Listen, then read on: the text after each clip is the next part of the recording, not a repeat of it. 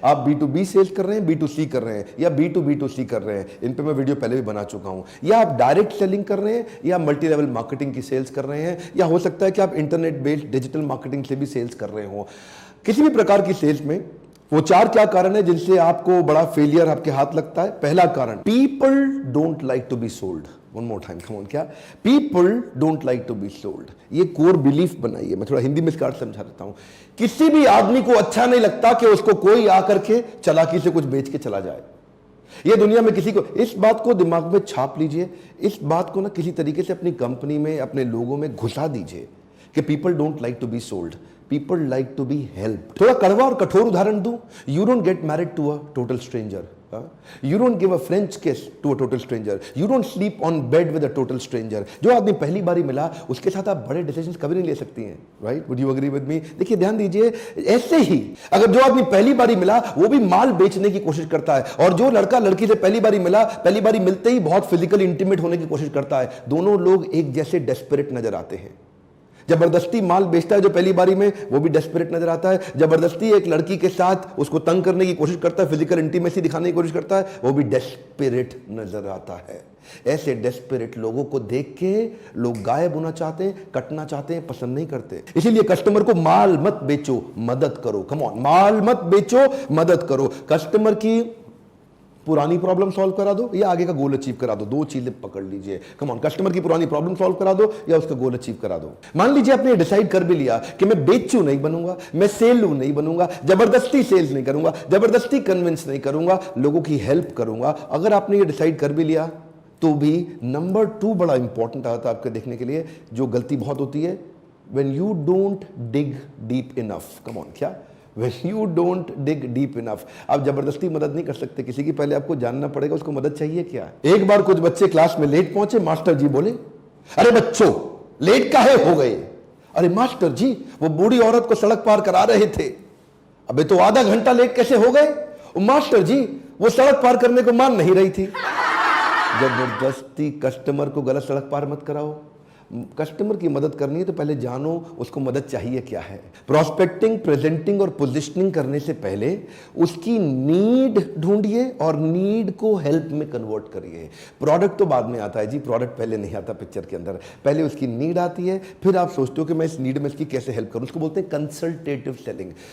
Consultative selling का मतलब क्या? पहले कंसल्ट करोगे सामने वाले, सबसे पहले कुछ चर्चा करोगे, समझोगे उसको चाहिए क्या है, उसके बाद। तो पहला स्टेप क्या था? People don't like to be sold. दूसरा स्टेप क्या है? You did not dig deep enough. इसमें आपने उसका नीड भी जान लिया, उसका वांट भी जान लिया, उसका गोल भी जान लिया, उसका प्रॉब्लम भी जान लिया। अब आप प्रोडक्ट देने की जैसी कोशिश करेंगे। तीसरे स्टेप में ध्यान दीजिए, कहीं गलती ना हो जाए। इसको बोलते हैं आइडेंटिफाई और KDM। KDM का मतलब क्या है? की डिसीजन मेकर। जिसको आप माल बेच रहे हैं उसके पास डिसीजन लेने की एबिलिटी है भी कि नहीं है। कई बार you are talking to a wrong person.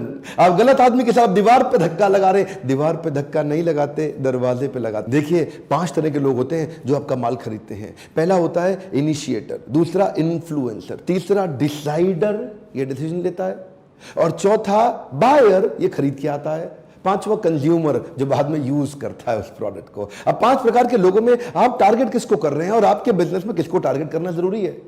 मान लीजिए आपका कंज्यूमर बहुत ही छोटा बच्चा है, तो बच्चे को टारगेट मत करिए, डिसाइडर को, बायर को, इनको टारगेट करिए, क्योंकि ये लोग आपका माल खरीदेंगे। अब एक कॉर्पोरेट के अंदर B2B में परचेज मैनेजर आपका बायर है, लेकिन ना तो वो इन्फ्लुएंसर है ना वो डिसाइडर है। डिसाइडर उनका बॉस है जो ऊपर से उनको बताता है काम करने के लिए। ऐसे ही आप अपना KDM, की डिसीजन मेकर ढूंढिए। जिसको भी आप माल बेच रहे हैं, जिस कंपनी में माल बेचते हो उस कंपनी का ऑर्गेनाइजेशन स्ट्रक्चर को पहचानो। कई बार उस कंपनी में चेयरमैन का सेक्रेटरी, जो कि छोटी तनख्वाह पे होता है ना, चेयरमैन का सेक्रेटरी, PA, वो कंपनी के वाइस प्रेसिडेंट से भी ज्यादा पावरफुल होता है। ऑर्गेनाइजेशन स्ट्रक्चर के अंदर घुसना पड़ता है, आपको कस्टमर को पहचानना पड़ता है कि इनमें डिसीजन मेकर कौन है। अरे साड़ी बेचने वाला भी जब साड़ी बेचता है ना, तो वो देखता है सास भी आई है, बहू भी आई है, ननद भी आई है। वो देखता है यहाँ चलती किसकी है। सास की ज्यादा चल रही है, बहू की ज्यादा चल रही है, ननद की ज्यादा चल रही है। जिसकी चल रही है फिर साड़ी उसके आगे रख देता है। आप बताइए कौन सी ठीक है, उसको मालूम है ये डिसीजन ले लेगी, माल तुरंत बिक जाएगा। इस तरह अपना probable customer, probable purchaser finalise करिए। ये प्रोबेबल कस्टमर क्या होता है? अगर आपने हार्ले डेविडसन बेचनी है, हार्ले डेविडसन बेचने के लिए कम समय में ज्यादा लोगों को दिखाओ, तो क्या करो, अब मुंबई में धारावी है, एशिया की सबसे बड़ी झोपड़पट्टी, वहां जाके ले जाओ। बहुत सारे लोग आपकी एक ही बार बाइक देख लेंगे, हार्ले डेविडसन, वो देखेंगे भी ऐसे कि पता नहीं क्या आ गया है। थोड़ी देर बाद बाइक का खाली टायर बचेगा, हो सकता है कई चीजें गायब हो जाएं उसमें से। अरे वो आपका परचेजर है ही नहीं। समराइज कर देते हैं जी क्विकली, चौथे स्टेप जो आने वाला है उससे पहले मान लीजिए आपने पहले 3 स्टेप ठीक कर लिए। आपने सामने वाले को बेचने की जगह मदद करा, उसकी नीड एनालिसिस कर लिया, आपने गहरा खोद के समझ लिया कंसल्टेटिव अप्रोच से कि उसकी एक्चुअल जरूरत क्या थी, और डिसीजन मेकर भी मिल गया। लेकिन आपको सामने वाले के बजट का पता ही नहीं, unclear about the budget bracket. ये भी बड़ा डेंजरस है सर। कुछ लोग ऐसे होंगे वो ना तो पैसा खर्च कर सकते हैं ना पैसा खर्च करना चाहते हैं, एकदम बाहर कर दो उनको अपने चैप्टर से। कुछ ऐसे हैं जो पैसा खर्च कर सकते हैं और करना चाहते भी हैं, ये आपका परफेक्ट कस्टमर है, इसको एकदम ओके कर दो। अब बीच के बचे 2, एक वो जो खर्च कर सकते हैं लेकिन चाहते नहीं है जी, तो उनको आपको ना, अभी तक इसका मतलब लीड एनालिसिस ठीक नहीं हुआ, वो कस्टमर आपसे कनेक्ट ही नहीं हुआ, उसके बाद पैसा है लेकिन खर्च करना नहीं चाहता। उसका यही कारण है कि अभी तक आपने डिग डीप करके उसकी प्रॉब्लम को नहीं समझा। एक और बचा, ये क्या है जी, ये खरीदना तो चाहता है लेकिन उसके बाद पैसा है नहीं। तो इसके साथ आप बैठ के मदद करें कि कहाँ से फाइनेंस मिलेगा, इसको किधर से लोन मिलेगा, कोई ईएमआई की स्कीम आ जाएगी, कोई पार्टनर स्कीम आ जाएगी जिससे वो खरीद लेगा।